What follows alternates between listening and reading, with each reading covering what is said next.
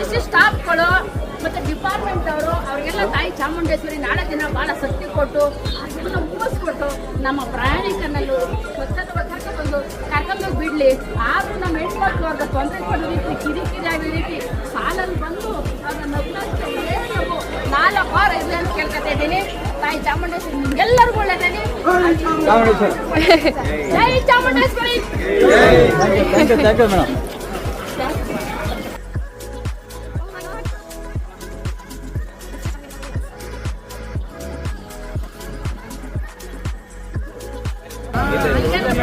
ಇಲ್ಲ ಇಲ್ಲ ಇಲ್ಲ ಇಲ್ಲ ಆ ರೀತಿ ಇಲ್ಲ.